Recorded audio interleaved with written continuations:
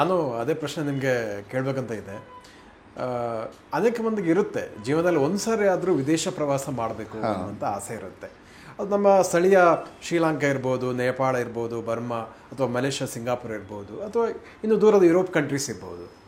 So ಅಂತಹ ವಿದೇಶ ಪ್ರವಾಸವನ್ನು ಮಾಡಬೇಕು ಅಂತ ಬಯಸೋರಿಗೆ ಅಡಗಾಸಿ ಯಾತ್ರದಿಂದ ಯಾವೆಲ್ಲ ರೀತಿಯ ಫೆಸಿಲಿಟೀಸ್ ಇರುತ್ತೆ, ಆಮೇಲೆ ಎಷ್ಟು ಬಜೆಟ್ ಸಾಮಾನ್ಯವಾಗಿರುತ್ತೆ ಅಂತ ಹೇಳ್ತೀರಾ? ಎಷ್ಟಿಂದ ಶುರು ಆಗುತ್ತೆ ಮತ್ತು ಎಲ್ಲಿವರೆಗೆ ಲಕ್ಸುರಿನೆಸ್ ಇರುತ್ತೆ ಅಂತ ಹೇಳ್ತೀರಾ ಅಂತ? ತುಂಬ ಒಳ್ಳೆಯ ಪ್ರಶ್ನೆ ಇದು. ನಾವು ವಿದೇಶಕ್ಕೆ ಹೋಗಬೇಕಂದ್ರೆ ದುಡ್ಡೇ ತುಂಬ ಬೇಕು ಅಂತ ಏನಿಲ್ಲ. ಓಕೆ, ನಮ್ಮ ಜನರ ಇದರಲ್ಲಿ ಇರ್ಬೋದು. ತುಂಬ ದೂರ ಆದರೆ ಫ್ಲೈಟ್ ಟಿಕೆಟು ಇದೆಲ್ಲ ವ್ಯವಸ್ಥೆ ಇರ್ತದೆ. ಈಗ ನೇಪಾಳ, ಭೂತಾನು ಮತ್ತು ಶ್ರೀಲಂಕಾ ಇವೆಲ್ಲ 30-40 ಸಾವಿರಕ್ಕೆ ಒಂದು ಪ್ಯಾಕೇಜ್ ಸಿಗ್ತದೆ, ಲ್ಯಾಂಡ್ ಪ್ಯಾಕೇಜು.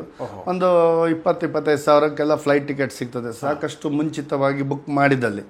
ನೀವು ಹತ್ತಿರದಲ್ಲಿ ಆದರೆ ಡೊಮೆಸ್ಟಿಕ್ ನೀವು ಬೆಂಗಳೂರು ಡೆಲ್ಲಿನೇ ಫ್ಲೈಟ್ ರೇಟು 15-20 ಸಾವಿರ ಆಗ್ತದೆ, ರಿಟರ್ನ್ 25ವರೆಗೂ ಆಗ್ತದೆ.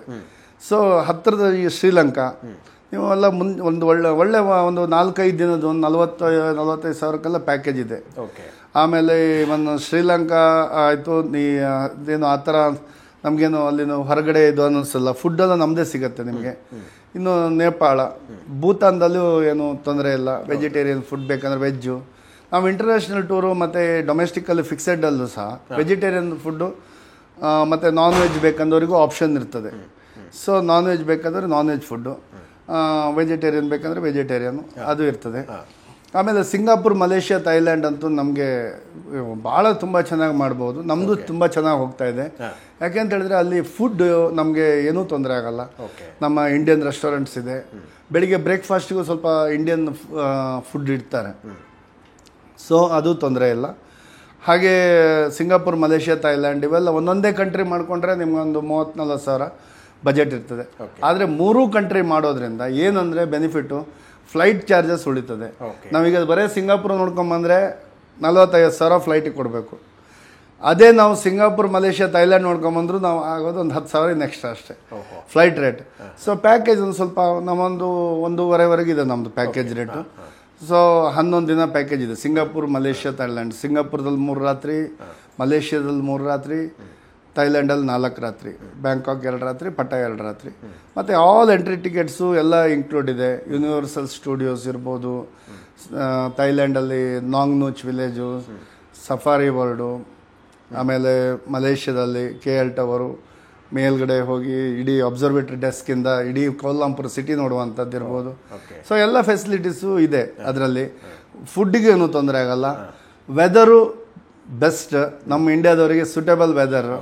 ಸೊ ಚಳಿನೂ ಇಲ್ಲ, ಏನೂ ಇಲ್ಲ, ನಮ್ಮೂರಲ್ಲಿ ಇದ್ದಂಗೆ ಇರ್ತದೆ. ಮತ್ತು ನಮ್ಮದು ಅಕಾಮಡೇಷನ್ ಆಗಲಿ, ಹೋಟೆಲ್ ಆಗಲಿ ಎಲ್ಲ ಸ್ಟಾರ್ ಕ್ಯಾಟಗರಿ ಹೋಟೆಲ್ಸ್ ಇರುತ್ತೆ. ಇದು ಆಗಲಿ, ವೆಹಿಕಲ್ ಆಗಲಿ, ನಮ್ಮದು AC ವೆಹಿಕಲ್ ಇರ್ತದೆ, AC ಬಸ್ ಇರ್ತದೆ. ನಮ್ಮ ಕನ್ನಡದ ಒಬ್ಬ ಟೂರ್ ಮ್ಯಾನೇಜರ್ ಆಗಿರ್ತಾನೆ ಈ ಎಲ್ಲ ಜಾಗಕ್ಕೆ. ಸೊ ಆ ಲ್ಯಾಂಗ್ವೇಜ್ ಪ್ರಾಬ್ಲಮ್ ಕೂಡ ಇಲ್ಲ. ಮತ್ತು ಲೋಕಲ್ ಗೈಡು ಇರ್ತಾರೆ. ನಮ್ಮ ಮ್ಯಾನೇಜರು ಕನ್ನಡದವರು, ಅವ್ರ ಜೊತೆ ಲೋಕಲ್ ಗೈಡು ಸಹ ಇರ್ತಾರೆ. ಸೊ ಯಾವುದೇ ರೀತಿಯ ಲ್ಯಾಂಗ್ವೇಜ್ ಪ್ರಾಬ್ಲಮ್ ಆಗಲಿ ಇದಾಗಲಿ ಇರೋದಿಲ್ಲ. ಇನ್ನು ಈ ಶ್ರೀಲಂಕಾ ಎಲ್ಲ ನಾವೇನಿಲ್ಲ, ಒಂದು 5-6 ಜನ ಆದರೂ ಬಾಲಿ ಇಂಥದಕ್ಕೆ ನಾವೇ ಇಲ್ಲಿಂದ ಕಳಿಸ್ತೀವಿ. ಅಲ್ಲಿ ಸೇಮ್ ವ್ಯವಸ್ಥೆ ಇರ್ತದೆ, ಬ್ರೇಕ್ಫಾಸ್ಟ್, ಲಂಚ್, ಡಿನ್ನರ್ ಎಲ್ಲ ಇರ್ತದೆ. ಅಲ್ಲಿ ನಮ್ಮ ಲೋಕಲ್ ರೆಪ್ರೆಸೆಂಟೇಟಿವ್ ಇವರಿಗೆಲ್ಲ ಟೂರ್ ಮಾಡಿ ವಾಪಸ್ಸು ಮತ್ತೆ ಫ್ಲೈಟ್ ಹತ್ತಿಸುವಂಥ ಜವಾಬ್ದಾರಿ ಇರ್ತದೆ. ಊಟ ತಿಂಡಿ ತೊಂದರೆ ಇಲ್ಲ. ಇದು ಈ ಥರದ್ದು ನಮ್ಮದು ಏಷ್ಯಾದ ಎಲ್ಲ ಕಂಟ್ರಿ ಮಾಡ್ತೀವಿ. ವಿಯೆಟ್ನಾಮ್ ಇರ್ಬೋದು, ಕಾಂಬೋಡಿಯಾ ಇರ್ಬೋದು. ಕಾಂಬೋಡಿಯಾದಲ್ಲಿ ಇಡೀ ವರ್ಲ್ಡಲ್ಲಿ ಲಾರ್ಜೆಸ್ಟ್ ಹಿಂದೂ ಟೆಂಪಲ್ ಇದೆ ಕಾಂಬೋಡಿಯಲ್ಲಿ, ಅಂಕೂರ್ ವಾಟ್ ಅಂತೇಳಿ. ಹಾಗೆ ವಿಯೆಟ್ನಾಮು ತುಂಬ ಬ್ಯೂಟಿಫುಲ್, ಈ ವರ್ಷ ತುಂಬ ಫೇಮಸ್ ಆಗಿದೆ ವಿಯೆಟ್ನಾಮ್, ಅದು ತುಂಬ ಚೆನ್ನಾಗಿದೆ. ಆಮೇಲೆ ಬಾಲಿ, ಇಂಡೋನೇಷ್ಯಾದ ಒಂದು ಐಲ್ಯಾಂಡ್, ಅದು ಸಹ ಅಲ್ಲಿ ಕಮ್ಯುನಿಟಿ ಜಾಸ್ತಿ ಹಿಂದೂಗಳಿರೋದ್ರಿಂದ ಅಲ್ಲಿ ಸಹ ನಾವು ಒಂದು ವಿಶಿಷ್ಟವಾದ ದೇವಸ್ಥಾನಗಳನ್ನ, ಟೆಂಪಲ್ಸನ್ನು ನೋಡ್ಬೋದು. ಹಾಗೆ ಫುಡ್ ಆಗಲಿ ಏನು ನಮ್ಮ ಇಂಡಿಯನ್ ಫುಡ್ ಏನೂ ತೊಂದರೆ ಇರೋದಿಲ್ಲ. ಶ್ರೀಲಂಕಾ ಇದೆ. ಇವಾಗ ಮತ್ತೊಂದು ಸಿಟಿ ತುಂಬ ಹೆಸರುವಂಥದ್ದು ಎಲ್ಲರಿಗೂ ದುಬೈ ನೋಡಬೇಕು ಅಂತ. ದುಬೈಯಲ್ಲಿ ಆಸ್ತಿ ಮಾಡ್ಬೇಕನ್ನೋರು ಇದ್ದಾರೆ, ದುಬೈ ನೋಡ್ಬೇಕನ್ನೋರು ಇದ್ದಾರೆ. ಸೊ ದುಬೈಯೂ ಅಷ್ಟೇ ಫ್ಯಾಂಟಾಸ್ಟಿಕ್ ಇದೆ. ದುಬೈಯಲ್ಲಿ ಹೊಸದು ತಂತ್ರಜ್ಞಾನ ಈಗ ಏನೇನಿದೆ ಅದೆಲ್ಲ ನೋಡ್ಬೋದು. ಮುಖ್ಯವಾಗಿ ವೆರೈಟಿ ಕಟ್ಟಡಗಳನ್ನ ಹೇಗೆ ಕಟ್ಟಿದ್ದಾರೆ ಅಂತ ನೋಡ್ಬೋದು. ಹಾಗೆ ಸ್ವಲ್ಪ ಹೊಸದು ಸಿ ಅಕ್ವೇರಿಯಮ್ಮು, ಬುರ್ಜ್ ಖಲೀಫಾ ಅನ್ನುವಂಥದ್ದು, ಆಮೇಲೆ ಒಂದು 7 ಸ್ಟಾರ್ ಹೋಟೆಲ್ ಬುರ್ಜ್ ಅಲ್ ಅರಬ್, ಆಮೇಲೆ ಗಾರ್ಡನ್ ಬೈ ದಿ ಬೇ ಅಂತ ಗಾರ್ಡನ್ನಲ್ಲಿ ಎಲ್ಲ ಒಂಥರ ಹಸಿರಾಗಿ ಅದನ್ನು ಮಾಡಿದ್ದಾರೆ. ಹಾಗೆ ಡೆಸರ್ಟ್ ಸಫಾರಿ ಇದೆ. ಡೆಸರ್ಟಲ್ಲಿ 4x5 ವೀಲ್ ಇದರಲ್ಲಿ ಕರ್ಕೊಂಡೋಗಿ ಒಂದೆರಡು ಜಂಪ್ ಹಾರಿಸಿ ಎಲ್ಲ ಇದು ಮಾಡಿ ಏನೋ ಮಾಡ್ತಾರೆ ಅಟ್ರಾಕ್ಷನ್. ಮತ್ತು ಇವನ್ ಫುಡ್ ಪ್ರಾಬ್ಲಮ್ ಇಲ್ಲ, ಭಾಷೆ ಪ್ರಾಬ್ಲಮ್ ಇಲ್ಲ, ಕನ್ನಡದವರೇ ಸಿಗ್ತಾರೆ ನಿಮಗೆ. ಊಟ ತಿಂಡಿ ಯಾವುದೂ ಸಮಸ್ಯೆ ಇಲ್ಲ. ಆಮೇಲೆ ಹೋಗಿ ಬರೋದಕ್ಕೂ ಎಲ್ಲ ಫೇರ್ ಆಗಲಿ ಟೈಮಿಂಗ್ಸು ಒಂದು 4 hours ಜರ್ನಿ ಫ್ಲೈಟಲ್ಲಿ ಕೂತ್ಕೊಂಡ್ರೆ. ಸೊ ಒಳ್ಳೆ ಏರ್ಲೈನ್ಸ್ ಇದೆ, ಒಳ್ಳೆ ಫುಡ್ ಇದೆ. ದುಬೈನೂ ಈಗ ತುಂಬ ಚೆನ್ನಾಗಿ ಇದಾಗಿದೆ. ದುಬೈಯಿಂದ ಬರೋ ಸ್ವಲ್ಪ ಚಿನ್ನ ಕೂಡ ತರ್ಬೋದು ಹೇಗೆ? ಅಂದರೆ ಲಿಮಿಟ್ ಇದೆ, ಲಿಮಿಟ್ ಪ್ರಕಾರನೇ ತರಬೇಕಾಗತ್ತೆ. ಒಬ್ಬರಿಗೆ ಇಷ್ಟು ಅಂತ ಇದೆ, ಅಷ್ಟು ಮಾತ್ರ. ಅದು 20 grams ಏನೋ ಇರಬೇಕು ಅಷ್ಟು, ಅದಕ್ಕಿಂತ ಜಾಸ್ತಿ ತರಬಾರ್ದು. ಆ ಥರ ತುಂಬ ಡಿಫ್ರೆನ್ಸ್ ನನಗೇನು ಅನಿಸಿಲ್ಲ. ಸ್ವಲ್ಪ ಮೇಕಿಂಗ್ ಚಾರ್ಜಸಲ್ಲಿ ಡಿಫ್ರೆನ್ಸ್ ಇರ್ಬೋದು. ನಾವು ನಮ್ಮ ದುಬೈ ದರ್ಶನ ಭಾಳ ಅದ್ಭುತವಾಗಿ ಮಾಡ್ಕೊಂಡು ಬರ್ಬೋದು ಅಂತ ಹೇಳಿ. ಹೌದು, ಡೆಫಿನೆಟ್ಲಿ ಮಾಡ್ಬೋದು. ಹಾಗೆ ನಾವು ರಷ್ಯಾ ಇದೆ, ಜಾರ್ಜಿಯಾ ಇದೆ. ಜಾರ್ಜಿಯಾನು ತುಂಬ ಚೆನ್ನಾಗಿದೆ. ಎಕನಾಮಿಕ್ ಆಗಿ ಮಾಡ್ಕೊಂಡು ಬರ್ಬೋದು. 1.25 ಲಕ್ಷದಲ್ಲಿ ಒಂದು 8 ದಿನ ಜಾರ್ಜಿಯಾ ರಷ್ಯಾ ಸಹ ಮಾಡ್ಬೋದು. ಆಮೇಲೆ ನಮ್ಮದು ಇನ್ನೊಂದು ವಿಶಿಷ್ಟವಾಗಿದ್ದಂದರೆ ಯುರೋಪ್ 13 ದಿನದೊಂದು ಟೂರ್ ಇದೆ. ಆಮೇಲೆ ಒಂದು 16 ದಿನದ್ದಿದೆ. 16 ದಿನದಲ್ಲಿ ಲಂಡನ್ ಸಹ ಕವರ್ ಆಗುತ್ತೆ.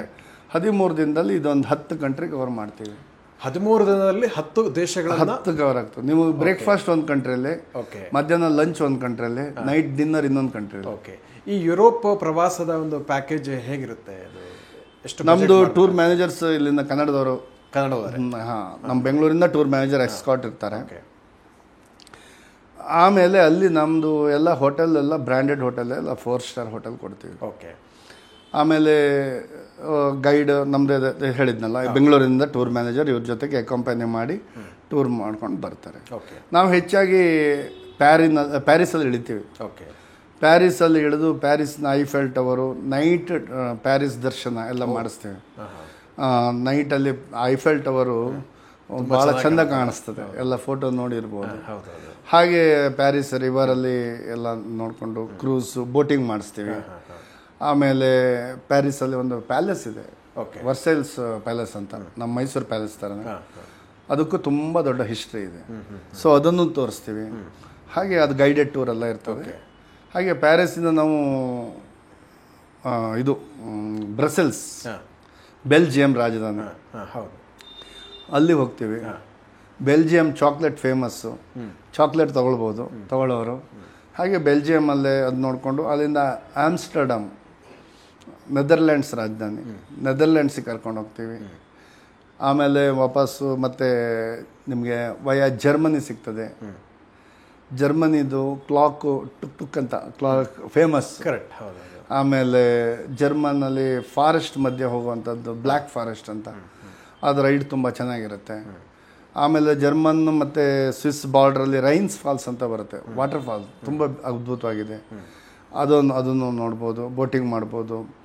ಹಾಗೆ ಸ್ವಿಟ್ಜರ್ಲ್ಯಾಂಡ್ ಅಂದರೆ ಬೋಲೋಕ ಸ್ವರ್ಗ ಅಂತ ಹೇಳ್ತೀವಿ. ಸೊ ಅಲ್ಲಿಯೂ ಸಹ 2 ಟ್ರೈನ್ ಇದು ಕೊಡ್ತೀವಿ, ಅಡ್ವೆಂಚರು ಕೊಡ್ತೀವಿ. ಮೌಂಟ್ ಇಟ್ಲೀಸ್ ಅಂತ ಬಹಳ ಫೇಮಸ್ಸು. ಮತ್ತು ಅದರ ರಾಜಧಾನಿ.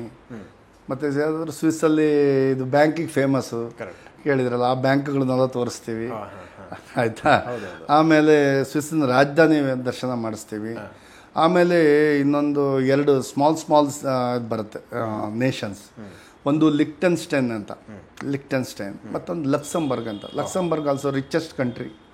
ಆಯಿತಾ, ಅಲ್ಲೂ ಕರ್ಕೊಂಡು ಹೋಗ್ತೀವಿ, ಅದನ್ನು ನೋಡ್ಬೋದು. ಆಸ್ಟ್ರಿಯಾ ನೋಡ್ಬೋದು. ಯಾಕೆ 10 ಕಂಟ್ರಿ ಅಂದರೆ ಹೀಗೇನೆ. ಆಸ್ಟ್ರಿಯಾನು ತುಂಬ ನೇಚರಿಗೆ ಫೇಮಸ್ಸು. ಆಮೇಲೆ ಸರೋವಸ್ಕಿ ಅಂತ ಎಲ್ಲ ಕಡೆ ಫೇಮಸ್ಸು ಆಭರಣಗಳಿಗೆ. ಸರೋವಸ್ಕಿ ಮ್ಯೂಸಿಯಮಿಗೆ ಕರ್ಕೊಂಡು ಹೋಗ್ತೀವಿ. ಆಭರಣ ಎಲ್ಲಿ ಆಗ್ತದಲ್ಲ ಅಲ್ಲಿ ಕರ್ಕೊಂಡು ಹೋಗ್ತೀವಿ, ಅದ್ರ ಮುಂದೆ ಫೋಟೋ ತೆಗಿತೀವಿ. ಆಯಿತಾ. ಹಾಗೆ ಆಸ್ಟ್ರಿಯಾದ ಎಲ್ಲ ತೋರಿಸ್ಕೊಂಡು ಇಟಲಿಗೆ ಹೋಗ್ತೀವಿ. ಇಟಲಿಯು ಸಹ ತುಂಬ ಹಿಸ್ಟ್ರಿ ಇರುವಂಥ ದೇಶ. ಅಲ್ಲಿ ಹಾಗೆ ವ್ಯಾಟಿಕನ್ ಸಿಟಿ ಒಂದು 1 ಕಿಲೋಮೀಟರ್ ಒಳಗಡೆ ಇರುವಂಥ ದೇಶ.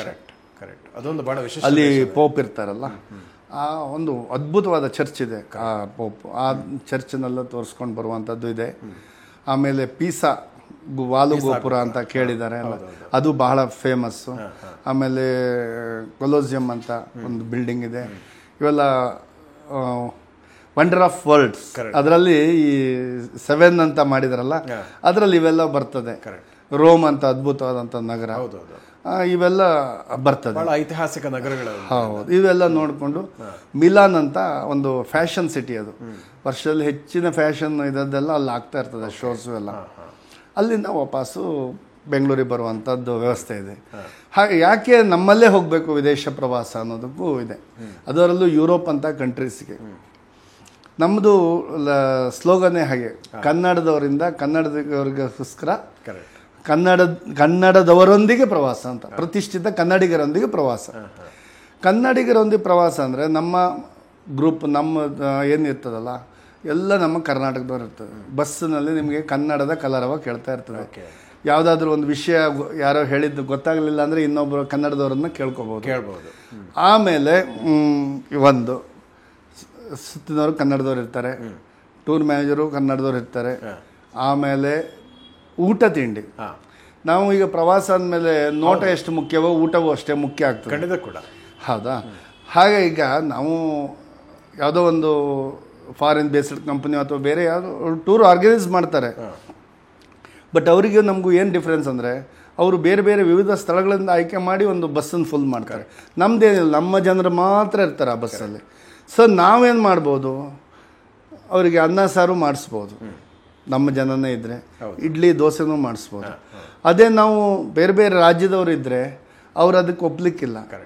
ನಮ್ಗೆ ಅನ್ನ ಸಾರು ಆಗಲ್ಲ, ನನಗೆ ದಾಲ್ ಬೇಕು, ದಾಲ್ ಅಥವಾ ಮಿಕ್ಸ್ ವೆಜ್ಜು ಆ ಥರದ್ದು ಬೇಕು, ತಂದೂರಿ ರೊಟ್ಟಿ ಬೇಕು ಅಂತ.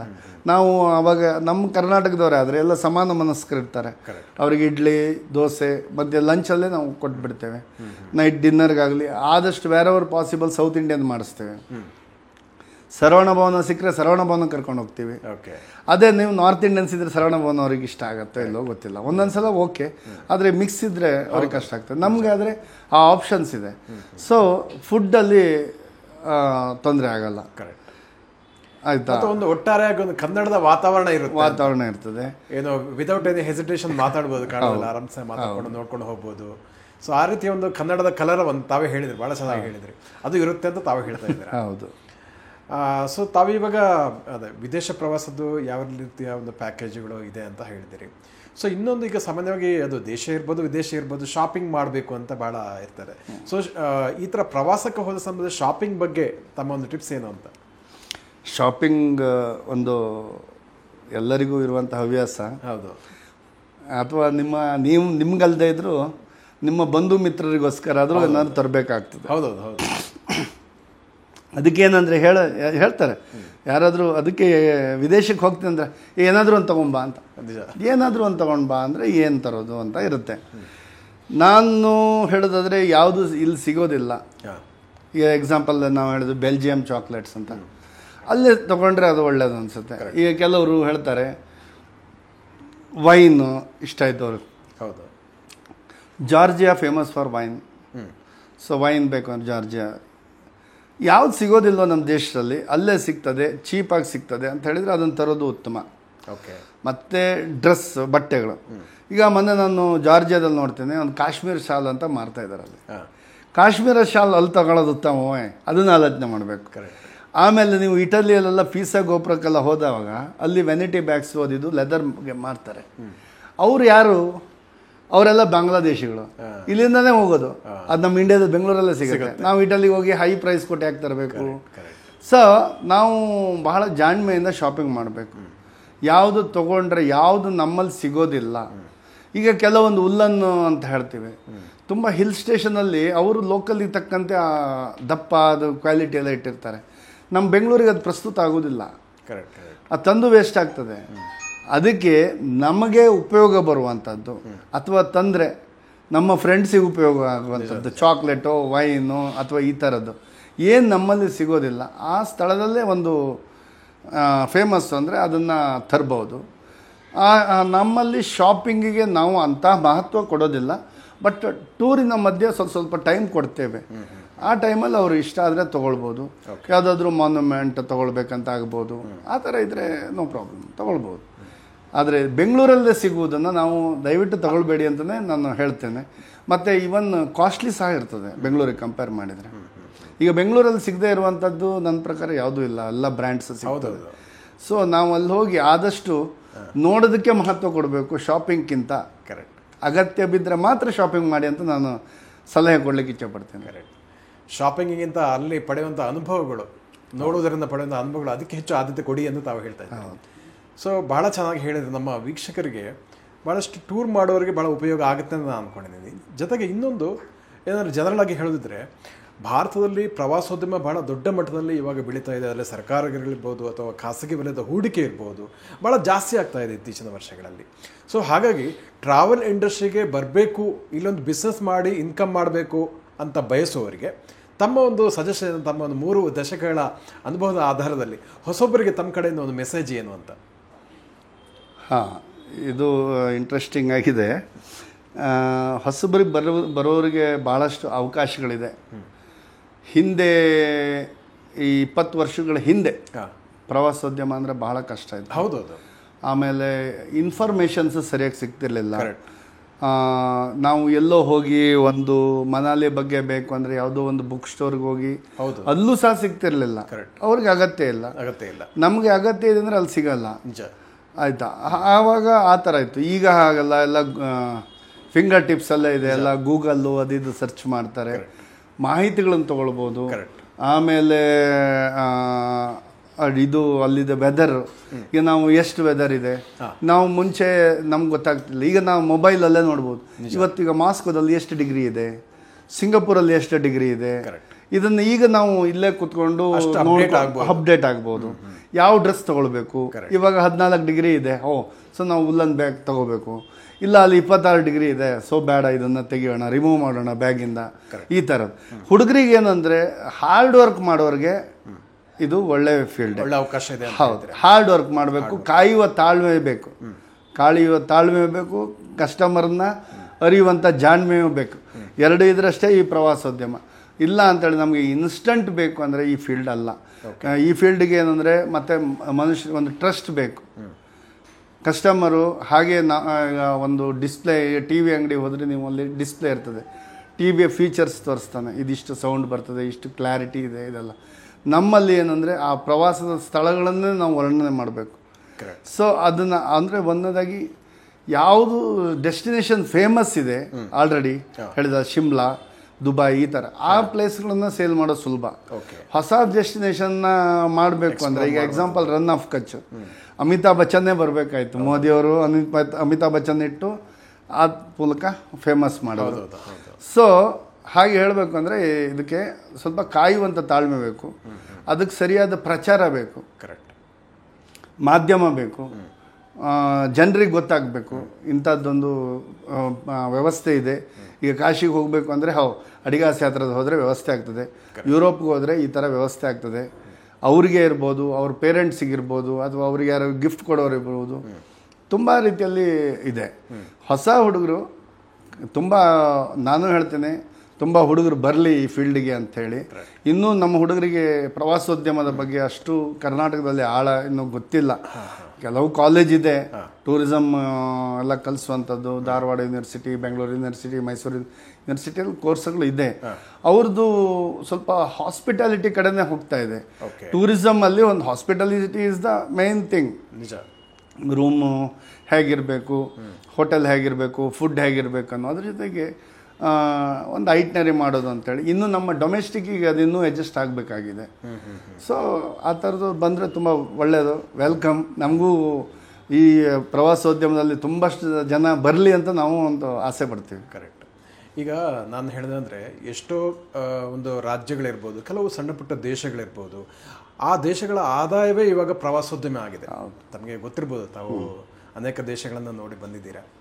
ಸೊ ಅಂಥ ಸಂದರ್ಭದಲ್ಲಿ ಕರ್ನಾಟಕದಲ್ಲಿರ್ಬೋದು, ಬೇರೆ ಬೇರೆ ರಾಜ್ಯಗಳಲ್ಲಿರ್ಬೋದು, ಟೂರಿಸಮನ್ನು ಸಪೋರ್ಟ್ ಮಾಡಲಿಕ್ಕೆ ಸರ್ಕಾರ ಏನು ಮಾಡಬೇಕು, ಅದನ್ನೇ ಒಂದು ದೊಡ್ಡ ಒಂದು ಆದಾಯದ ಮೂಲವಾಗಿ ಮಾಡಬೇಕಿದ್ರೆ ಸರ್ಕಾರದ ಕಡೆಯಿಂದ ಏನೆಲ್ಲ ಆಗಬೇಕು ಅಂತ ತಮ್ಗೆ ಅನಿಸುತ್ತೆ?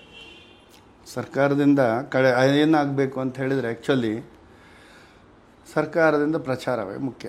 ಪ್ರಚಾರ ಪ್ರಪ್ರಥಮವಾಗಿ ನಮ್ಮ ಗುಜರಾತನ್ನು ತುಂಬ ಜಾಸ್ತಿ ಇದು ಮಾಡಿದರು ಅಂತ ಅನಿಸುತ್ತೆ. ಹೌದು. ಯಾವುದೇ ಪ್ರವಾಸೋದ್ಯಮದ ಒಂದು ಮೇಳಗಳು ನಡೀತವೆ ನಮ್ಮಲ್ಲಿ, ಆಯಿತಾ. ಹೌದು. ಟೂರ್ ಮಾರ್ಟ್ಸು ಇದೆಲ್ಲ ನಡೀತದೆ. ಅರೇಬಿಯನ್ ಟ್ರಾವೆಲ್ ಮಾರ್ಟ್ ಅಂತ ದುಬೈಯಲ್ಲಿ ನಡೀತದೆ. ನಮ್ಮಲ್ಲಿ ಡೆಲ್ಲಿಯಲ್ಲಿ ಸಾಟೆ ಅಂತ ನಡೀತದೆ. ಬೆಂಗಳೂರಲ್ಲಿಯೂ ನಡೀತದೆ ಒಂದು IITM ಅಂತ, ಇಂಡಿಯನ್ ಇಂಟರ್ನ್ಯಾಷನಲ್ ಟ್ರಾವೆಲ್ ಮಾರ್ಟ್ ಅಂತ, ಮತ್ತೊಂದು TTF ಅಂತೇಳಿ. ಇಲ್ಲೆಲ್ಲ ಆ ಸರ್ಕಾರದವ್ರು ಭಾಗವಹಿಸಬೇಕು. ಓಕೆ. ಆಮೇಲೆ ಪ್ರಚಾರ ಕೊಡಬೇಕು. ಸ್ಟಾರ್ ಕ್ಯಾಂಪೇನರ್ ಬೇಕೇ ಬೇಕಾಗತ್ತೆ. ಓಕೆ. ಈಗ ಹೇಗೆ Gujarat Rann of Kutch, actually Rann of Kutch ಅಂದರೆ ಅದೊಂದು ವೈಟ್ ಸ್ಯಾಂಡು, ಇದು ಯಾವುದು ಸಾಲ್ಟ್, ಅದನ್ನು ಅಷ್ಟು ಹೈಲೈಟ್ ಮಾಡಲಿಕ್ಕೆ ಒಂದು ಮೋದಿ ಅವರು, ಹೌದು, ಅಮಿತಾಬ್ ಆ ಕಾಲದಲ್ಲಿ ಟೂರಿಸಮ್ಮು. ಆ್ಯಕ್ಚುಲಿ ಅಲ್ಲಿವರೆಗೆ ಗುಜರಾತ್ ಅಂಥ ಟೂರಿಸಮ್ನೇ ಇರಲಿಲ್ಲ. ಗುಜರಾತಲ್ಲಿ ಅಂದರೆ ದ್ವಾರಕಾ ಸೋಮನಾಥ್ ತೀರ್ಥಕ್ಷೇತ್ರಕ್ಕೆ ಹೋಗ್ತಾ ಇದ್ರು ಬಿಟ್ಟರೆ ಗುಜರಾತಲ್ಲಿ ಅಂಥ ಟೂರಿಸಮ್ ಅನ್ನೋದೇ ಇರಲಿಲ್ಲ. ಯಾವಾಗ ಸ್ಟ್ಯಾಚ್ಯೂ ಆಫ್ ಯುನಿಟಿ ಮತ್ತು ರನ್ ಆಫ್ ಕಚ್ಚು ಮತ್ತು ಸಾಸಂಗೀರ್ ಯಾವಾಗ ಕೊಟ್ಟರು, ಮತ್ತೊಂದು ಇನ್ನೊಂದಿದೆ ಡೋಲವೀರ ಅಂತೇಳಿ, ಅದಕ್ಕೂ ತುಂಬ ಇದು ಕೊಟ್ಟರು. ಅದು ಹರಪ್ಪ ಮಹೆಂಜೋದಾರೋ ಹಳೆಯ ಸಂಸ್ಕೃತಿಯನ್ನು ಅದರದ್ದು ಇದ್ದದು, ಅದನ್ನು ತೋರಿಸ್ಲಿಕ್ಕೆಲ್ಲ ಗುಜರಾತ್ ಗೌರ್ಮೆಂಟ್ ತುಂಬ ಇದು ಮಾಡ್ತು. ಹಾಗೆ ರಾಜಸ್ಥಾನದವರು ಫೋರ್ಟ್ಸು ಮತ್ತು ಪ್ಯಾಲೇಸ್ಗಳ ಬಗ್ಗೆ ತುಂಬ ಜಾಹೀರಾತು ಕೊಟ್ಟರು. ಆಮೇಲೆ ಇವರು ಮಧ್ಯಪ್ರದೇಶದವರು ಹಾರ್ಟ್ ಆಫ್ ಇಂಡಿಯಾ ಅಂತ ಅವರು ಆ್ಯಡ್ ಮಾಡಿದರು. ಕರ್ನಾಟಕದವರು ಮಾಡ್ತಾ ಇದ್ದಾರೆ, ಕರ್ನಾಟಕದವರು ತುಂಬ ಮಾಡ್ತಾ ಇದ್ದಾರೆ. ಅದು ಒಂದು ದೇಶ ಹಲವು ಇದು ಅಂತ ಮಾಡಿದ್ದಾರೆ, ಒಂದು ರಾಜ್ಯ ಹಲವು ಜಗತ್ತು ಅಂತ ಕರ್ನಾಟಕದವರು ಮಾಡ್ತಾ ಇದ್ದಾರೆ. ಇನ್ನಷ್ಟು ಮಾಡಬೇಕಾಗಿದೆ. ಹಾಗೆ ಮಾಡಿದರೆ ಪ್ರತಿಯೊಂದು ಕೆಲವೊಂದು ದೇಶದ ಆದಾಯದಲ್ಲಿ ಒಂದು 40-50% ಭಾಗದವರೆಗೂ ಇದೆ. ಆಮೇಲೆ ಅನೇಕ ಉದ್ಯೋಗಗಳು ಕೂಡ ಕಾಶ್ಮೀರದಲ್ಲಿ ನಾವು ನೋಡ್ತಿದ್ದಾಗೆ ಹೇಳ್ತಾರೆ, ಇವತ್ತು ಆ ಕಲ್ಲೆಸೆಯೋದು, ಸ್ಟೋನ್ ಪೆಲ್ಟಿಂಗ್ ಎಲ್ಲ ನಿಂತೋಗಿದೆ. ಎಲ್ಲ ಅವ್ರ ಕೈಗೆಲ್ಲ ಡ್ರೈವಿಂಗ್ ಕಾರ್ ಬಂತು, ಎಲ್ಲ ಟ್ಯಾಕ್ಸಿ ಡ್ರೈವರೆಲ್ಲ ಸ್ಟೋನ್ ಪೆಲ್ಟರ್ಸ್ ಇವತ್ತಿನ ದಿನ. ಅಲ್ಲಿ ಹೋಟೆಲ್ಗಳಲ್ಲಿ ಕೆಲಸ ಮಾಡ್ತಾರೆ, ಟೂರಿಸಮ್ ಗೈಡಾಗಿ ಕೆಲಸ ಮಾಡ್ತಾರೆ, ಅಲ್ಲಿ ಶಿಖರ ರೈಡ್ ಬೋಟ್ ಇದು ಮಾಡ್ತಾರೆ. ಮುಂಚೆ ಟೂರಿಸ್ಟೇ ಹೋಗ್ತಿದ್ದಿಲ್ಲ, ಅವ್ರಿಗೆ ಕೆಲಸ ಇಲ್ಲ. ಅವರಿಗೆ ಕಲ್ಲು ಕೊಟ್ಟು 500 ರೂಪಾಯಿ ಕೊಟ್ಟು ಅವ್ರಿಗೆ ಕಲ್ಲು ಹೊಡೆಯೋದೇ ಕೆಲಸ ಇತ್ತು. ಅದನ್ನು ಕನ್ವರ್ಟ್ ಮಾಡಿದ್ದಾರೆ. ನಾನು ಲಾಸ್ಟ್ ಒಂದು 2 ವರ್ಷದ ಹಿಂದೆ ಹೋದವಾಗ ಅವನು ಹೇಳ್ತಾ ಇದ್ದ, ಕಲ್ಲು ಹೊಡೆಯೋರೇ ಇಲ್ಲ ಈಗ. ಕಲ್ಲು ಹೊಡೆಯೋದಕ್ಕೆ ಜನ ಬೇಕಂದ್ರೆ ಕರೆದ್ರೂ ಬರಲ್ಲ, ಯಾಕೆಂದರೆ ಅವ್ರಿಗೆ ಉದ್ಯೋಗ ಸಿಕ್ಕಿದೆ. ಉದ್ಯೋಗ ಸೃಷ್ಟಿಯಲ್ಲಿ ಪ್ರವಾಸೋದ್ಯಮ ಬಹಳ ದೊಡ್ಡ ಅನ್ನೋದಕ್ಕೆ ಕಾಶ್ಮೀರ ಒಂದು ಇದು. ದುಬೈಯಲ್ಲಿಯೂ ಸಹ, ದುಬೈ ಇರ್ಬೋದು, ಸಿಂಗಾಪುರ ಇರ್ಬೋದು, ಅವರಿಗೆ ಬೇರೆ ಎಕಾನಮಿ ಇದೆ. ದುಬೈ ಆಗಲಿ, ಸಿಂಗಾಪುರ್ ಅದೆಲ್ಲ ಇದೆ. ಆದರೂ ವ್ಯವಹಾರ ಮೇಜರ್ ಸಿಂಗಾಪುರ ಟೂರಿಸಮ್ ಎಷ್ಟು ಡೆವಲಪ್ ಆಗಿದೆ. ವೀಸಾ ತೊಗೊಳ್ತಾರೆ, ವೀಸಾ ಚಾರ್ಜಸ್ ಒಂದೊಂದು ಕಂಟ್ರಿ ಎಷ್ಟೊಂದು ವೀಸಾಗೆ ಚಾರ್ಜ್ ಮಾಡ್ತಾರೆ. 5,000, 6,000, 10,000ದವರೆಗೆ ಇದೆ. ಶಂಜನ್ ವೀಸಾ ಎಲ್ಲ 10-12,000. ಹಾಂ, ಬಾಲಿ ಅಂತವ್ರೆ ಈಗ $35 ಮಾಡ್ತಾರೆ. $35 ಅಂದರೆ ಒಂದು ಹೆಚ್ಚು ಕಡಿಮೆ ಒಂದು 2,500-3,000 ರೂಪಾಯಿ ಒಂದು ಪರ್ಸನ್ನಿಂದ ಗೌರ್ಮೆಂಟಿಗೆ ಡೈರೆಕ್ಟ್ ಇನ್ಕಮ್. ಅವ ಮತ್ತೆ ಮಾಡೋದು ಶಾಪಿಂಗು, ಸ್ಟೇ, ಆ ಹೋಟೆಲಲ್ಲಿ ಆ ಟ್ಯಾಕ್ಸ್ ಈ ಟ್ಯಾಕ್ಸ್ ಎಲ್ಲ. ಟೂರಿಸಮಿಂದ ಎಷ್ಟು ಇನ್ಕಮ್ ಇದೆ. ಒಂದು ಸಣ್ಣ ಪುಟ್ಟ ದೇಶಗಳೇ ಮಾಡ್ತಾ ಇದೆ ಅಂದರೆ ಭಾರತಕ್ಕೆ ಎಷ್ಟೊಂದು ಅಪರ್ಚುನಿಟಿ ಇದೆ ಭಾರತದಲ್ಲಿ, ರಾಜ್ಯಕ್ಕೂ ಕೂಡ. ಹೌದು, ನಮ್ಮ ಭಾರತದಲ್ಲಿ ಇಲ್ಲದೆ ಇರೋದು ಯಾವುದೂ ಇಲ್ಲ. ನಾವು ಹೇಳ್ತೇವೆ ಮಡಿಕೇರಿ ಅಥವಾ ಮೇಘಾಲಯಕ್ಕೆ ಸ್ಕಾಟ್ಲೆಂಡ್ ಆಫ್ ಇಂಡಿಯಾ ಅಂತ ಹೇಳ್ತೀವಿ. ಕಜಿಯಾರ್ ಅಂತ ಇದೆ ಡಾಲ್ಹೌಸಿ ಪಕ್ಕ, ನಾವು ಅದು ಸ್ವಿಟ್ಜರ್ಲ್ಯಾಂಡ್ ಅಂತೀವಿ. ಆಮೇಲೆ ಯುಮ್ತಾಂಗ್ ಅಂತ ಒಂದು ಸಿಕ್ಕಿಮಲ್ಲಿದೆ, ಅದಕ್ಕೂ ನಾವು ಮಿನಿ ಸ್ವಿಟ್ಜರ್ಲ್ಯಾಂಡ್ ಅಂತ ಕರಿತೀವಿ. ಡಾರ್ಜಿಲಿಂಗು, ನೈನಿಟಾಲ್ ಅಂತ ಗಿರಿಧಾಮಗಳಿದೆ. ಕಾಶ್ಮೀರ ಇದೆ, ರಾಜಸ್ಥಾನ ಡೆಸರ್ಟ್ಸ್. ನಾವು ಡೆಸರ್ಟನ್ನು ನಮ್ಮ ದೇಶದಲ್ಲಿ ನೋಡ್ಬೋದು. ವೈಲ್ಡ್ ಲೈಫ್ ಇದೆ, ನಮ್ಮ ಬಂಡೀಪುರ ಇದೆ, ಕಬಿನಿ, ಬಂಡೀಪುರ, ನಮ್ಮ ಇಲ್ಲಿ ನಾಗರಹೊಳೆ ವೈಲ್ಡ್ ಲೈಫ್, ಸಾಸಂಗೀರ್, ಎಷ್ಟೊಂದು ವೆರೈಟೀಸ್. ಇದರಲ್ಲಿ ಮಧ್ಯಪ್ರದೇಶದಲ್ಲಿ ಬಾಂಡ್ವಾಗಢ್, ಕನ್ನಾ ಆ ಥರದ್ದು, ಪೆಂಚ್, ಇಷ್ಟು ಅಲ್ಲಿ ಇದಿದೆ. ಜಿಮ್ ಕಾರ್ಬೆಟ್ ಇದೆ. ಆಮೇಲೆ ದ್ವಾರ್ಸ್ ಅಂತ, ಅಲ್ಲಿಯೂ ಸಹ ವೈಲ್ಡ್ ಲೈಫ್ ಸಫಾರಿ ಇದೆ. ವೈಲ್ಡ್ ಲೈಫ್ ನಮ್ಮಲ್ಲಿಯೂ ಸಹ ವೈಲ್ಡ್ ಲೈಫ್ ಇದೆ. ಹಿಸ್ಟರಿ ಅಂತೂ ನಮ್ಮಲ್ಲಿ ಪ್ಯಾಲೇಸ್, ಫೋರ್ಟ್ಸ್, ರಾಜಸ್ಥಾನ ಅಲ್ಲೆಲ್ಲ ಹೋದರೆ ಅದು ಇದೆ. ಯಾವುದಿಲ್ಲ. ಅದರ ಜೊತೆಗೆ ನಮ್ಗೆ ಇನ್ನೊಂದು ಪ್ಲಸ್ ಪಾಯಿಂಟ್ ಪಿಲಿಗ್ರಿಮ್. ಹೌದೌದು, ಕರೆಕ್ಟ್.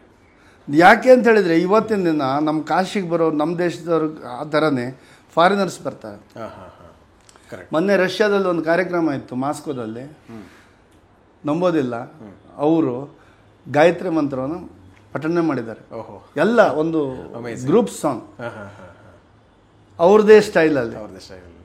ನಾನು ಫಸ್ಟ್ ಏನು ಹಾಡು ಹೇಳ್ತಾ ಇದ್ದಾರೆ ನೋಡಿದೆ, ಆಮೇಲೆ ನಾನು ಕ್ಯಾಚ್ ಆಗೋ ಸ್ವಲ್ಪ ಅವರು ಎಳಿತಾ ಇದ್ರಲ್ಲ ಸ್ವಲ್ಪ ಉದ್ದಕ್ಕೆ. ಅಂದರೆ ಭಾರತದ ಆಧ್ಯಾತ್ಮ ಮತ್ತು ಈ ತೀರ್ಥಕ್ಷೇತ್ರಗಳು ಯಾವ ರೀತಿ ವಿದೇಶದಿಂದ ಕೂಡ ಆಕರ್ಷಣೆ ಮಾಡಿಸ್ತೇ ಅಂತ ಅನ್ನುವಂಥದ್ದು. ಇವನ್ ಕುಂಭಮೇಳದಲ್ಲೂ ಕೂಡ ಲಕ್ಷಾಂತರ ಮಂದಿ 64 ಕೋಟಿ. ಹೌದು, 64 ಕೋಟಿ ಅಂದರೆ ನಮ್ಮ ಭಾರತ ಅರ್ಧ ಜನಸಂಖ್ಯೆ. Correct correct correct. ಹಿಂದೂಗಳ ಅರ್ಧ ಜನಸಂಖ್ಯೆ ಕುಂಭ ಮೇಳದಲ್ಲಿ ಭಾಗವಹಿಸಿದೆ ಅಂತ ಬಂದಿದ್ರು. ಅದರಲ್ಲಿ ಲಕ್ಷಾಂತರ ಮಂದಿ, ಕೋಟ್ಯಾಂತರ ಮಂದಿ ವಿದೇಶಿಯರು ಕೂಡ ಬಂದಿದ್ರು ಅನ್ನೋದು ಬಹಳ ವಿಶೇಷ ಅಂತ. ಅದು ನಮ್ಮ ಅದೊಂದು ಟೆಂಪಲ್ ಟೂರಿಸಮ್ ಒಂದು ನಮ್ಮದು ಇನ್ನೊಂದು ಪ್ಲಸ್ ಪಾಯಿಂಟ್. ಬೇರೆ ದೇಶಕ್ಕೆ ಹೋದರೆ ನೀವು, ನಾವು ಯಾವುದೇ ಟೆಂಪಲ್ ಅಲ್ಲ, ಚರ್ಚಿಗೆಲ್ಲ ಹೋಗ್ತೀವಿ, ಅಲ್ಲಿ ಆ ಚರ್ಚು ಓಲ್ಡೆಸ್ಟ್, ಅಲ್ಲಿ ಹೇಗಿರೋದಂದರೆ ನಮ್ಮ ಥರ ಇದಲ್ಲ, ಏನು ಇದು ಒಂದು 200 ವರ್ಷದ ಚರ್ಚು, ಅದು 400 ವರ್ಷದ ಚರ್ಚು ಅಂತ ಹೇಳ್ತಾರೆ ದಾರಿಯಲ್ಲಿ ಹೋಗುವಾಗ ಇದ್ದರೆ, ದಾರಿಯಲ್ಲಿ ಸಿಕ್ಕಿದ್ರೆ. ಮತ್ತು ನಾವು ನೇಚರು, ಅಡ್ವೆಂಚರು, ಈ ಥರದೇ ಬೋಟಿಂಗು, ಸಿಟಿ ಟೂರ್ಸು, ಆಮೇಲೆ ಶಾಪಿಂಗು, ಇನ್ನೀಗ ವೈನ್ ಟೇಸ್ಟ್ ಮಾಡೋದಂತ ವೈನ್ ಇದಕ್ಕೆ ತಗೊಂಡೋಗ್ಬಿಡ್ತಾರೆ. ಆಮೇಲೆ ಕಾಫಿ ಟೇಸ್ಟ್ ಮಾಡೋಂಥ ಒಂದಿಷ್ಟು ಕಾಫಿ, ಈ ಬಾಲಿ ಅಂತಲ್ಲ ಹೋದರೆ ಕಾಫಿದು ವೆರೈಟಿ ಆಫ್ ಕಾಫೀಸ್ ಅಂತ ಅದೊಂದು ಸೇಲ್ಸ್. ನೀವು ಶ್ರೀಲಂಕಾಗೆ ಹೋದರೆ ಸಿಲೋನ್ ಟೀ, ಅವ್ರದ್ದು ಶ್ರೀಲಂಕಾದವ್ರು ಟೀ ಫೇಮಸ್.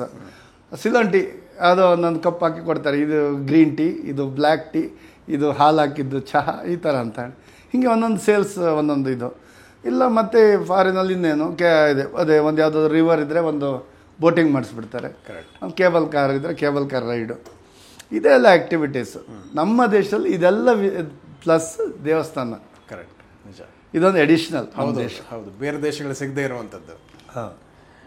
ಯಾಕಂದರೆ ಭಾರತ ಆಧ್ಯಾತ್ಮಿಕ ಜಗತ್ತಿಗೆ ಕೊಟ್ಟಿರುವಂಥ ದೊಡ್ಡ ಒಂದು ಕೊಡುಗೆ, ಜೊತೆಗೆ ಈ ಥರ ಒಂದು ಟೆಂಪಲ್ ಟೂರಿಸಮ್ ಕೂಡ ಕ್ರಿಯೇಟ್ ಮಾಡಿದೆ ಅನ್ನುವಂಥದ್ದು ಬಹಳ ವಿಶೇಷ ಅಂತ. ಸೊ ನಮ್ಮ ಈಗ ಅದೇ ನೀವು ಹೇಳಿದ್ರಲ್ಲ, ಅಯೋಧ್ಯೆ ರಾಮ ಮಂದಿರ ಆದ ಮೇಲೆ ಅಯೋಧ್ಯೆ ಎಕಾನಮಿಯೇ ಚೇಂಜ್ ಆಗೋಯ್ತು, ಅಯೋಧ್ಯೆನೇ ಚೇಂಜ್ ಆಗೋಯ್ತು. ನಿಜ ನಿಜ ನಿಜ. ಒಂದು ಅತ್ಯುತ್ತಮವಾದ ಒಂದು ಇದು ಬಂದಿದೆ, ಅದು ಏರ್ಪೋರ್ಟು, ಹಾಗೆ ಒಂದು ರೈಲ್ವೆ ಸ್ಟೇಷನ್ನು, ಅತ್ಯುತ್ತಮವಾದಂಥ ರೈಲ್ವೆ ಸ್ಟೇಷನ್, ಹಾಗೆ ಹೋಟೆಲ್ಸು. ಮುಂಚೆ ಅಯೋಧ್ಯೆಯಲ್ಲಿ ನಾವೆಲ್ಲ ಪ್ರಾರಂಭ ಮಾಡುವಾಗ ಎಲ್ಲೋ ಒಂದೆರಡು ಬಜೆಟ್ ಹೋಟೆಲ್ಸು, ಅದು ಅಯೋಧ್ಯೆಯಿಂದ ಹೊರಗಡೆ ಫೈಜಾಬಾದ್ ಅನ್ನೋ ಅಲ್ಲಿ ಇತ್ತು, ಡಿಸ್ಟ್ರಿಕ್ಟ್ ಹೆಡ್ ಕ್ವಾರ್ಟರ್. ಮತ್ತೆ ಬಿಟ್ಟರೆ ಅಯೋಧ್ಯೆಯಲ್ಲ ಧರ್ಮಶಾಲಾ, ಕರೆಕ್ಟ್, ಕಾಮನ್ ಹಾಲ್. ಈಗ ಅಯೋಧ್ಯದಿಂದ ನೀವು ಒಂದು 20 ಕಿಲೋಮೀಟರ್ ರೇಡಿಯಸ್ಸಲ್ಲಿ 4 ಸ್ಟಾರ್ ಹೋಟೆಲ್ಗಳು ಬಂದಿವೆ. ಇದು ಆ ಒಂದು ಟೆಂಪಲ್ ಟೂರಿಸಮ್ನ ಒಂದು ಪ್ಲಸ್ ಇದು. ಹೌದು, ನಿಜ. ಯಾಕಂದರೆ ಈ ಹಿಂದೆ ಕಾಶಿ ಇರ್ಬೋದು, ಅಯೋಧ್ಯೆ ಇರ್ಬೋದು, ತುಂಬ ಒಂದು ನಿರ್ಲಕ್ಷಿತ ತಾಣಗಳಾಗಿತ್ತು. ಆದರೆ ಈ ಬದಲಾದ ಒಂದು ಸಂದರ್ಭದಲ್ಲಿ ಅದು ಇವತ್ತು ನೋಡಿ, ಹೋದ ವರ್ಷ ಅಯೋಧ್ಯೆ ಅತ್ಯಂತ ಹೆಚ್ಚು ವಿಸಿಟರ್ಸ್ ಕೊಟ್ಟಂಥ ಪ್ರವಾಸಿ ತಾಣ ಆಗಿ ಸರ್ಕಾರದ ಅಂಕಿಅಂಶಗಳೇ ಅದನ್ನು ತಿಳಿಸ್ತಾ ಇದೆ. ಸೊ ಹಾಗಾಗಿ ಎಷ್ಟೊಂದು ಪೊಟೆನ್ಷಿಯಲ್ ಇದೆ ಅನ್ನುವಂಥದ್ದು ಇದೇ ದೊಡ್ಡ ಸಾಕ್ಷಿ ಅಂತ ಹೇಳ್ಬೋದಂತ. ಹೌದು, ಯಾಕೆ ಅಂತ ಹೇಳಿದರೆ ನೋಡಿ, ಮುಂಚೆ ನಾವು ಈ 30 ವರ್ಷದ ಹಿಂದೆಲ್ಲ ಹೋಗುವಾಗ ಬದ್ರಿ ಆಯಿತು, ಕೇದಾರ್ನಾಥ್ ಆಯಿತು, ಅಲ್ಲಿ ಏನು ಬೇಸಿಕ್ ಫೆಸಿಲಿಟಿ ಅಷ್ಟೇ. ಹಾಂ ಹಾಂ. ಇವತ್ತು ಬದರಿ ಅಥವಾ ಕೇದಾರ್ನಾಥದ ಬೇಸ್ ಗುಪ್ತಕಾಶಿ, ಸೀತಾಪುರ, ಅಲ್ಲೆಲ್ಲ ಉತ್ತರ ಕಾಶಿ, ಯಮುನೋತ್ರಿ ಹೋಗುವ ಬಾರ್ಕೋಟು, ಸೈನ್ ಚಿಟ್ಟಿ ಎಲ್ಲ ಬರ್ತದೆ. ಅಲ್ಲೆಲ್ಲ ಸ್ಟಾರ್ ವಸತಿ ಇದೆ, ಸ್ಟಾರ್ ಕ್ಯಾಟಗರಿ ಹೋಟೆಲ್ಸ್, ಇಲ್ಲ ಸ್ಟಾರ್ ಕ್ಯಾಟಗರಿ ಕ್ಯಾಂಪ್ಸ್. ಮುಂಚೆ ಆ ಥರ ದುಡ್ಡು ಕೊಟ್ಟು ಹೋಗೋರು ಯಾರಿದ್ರು?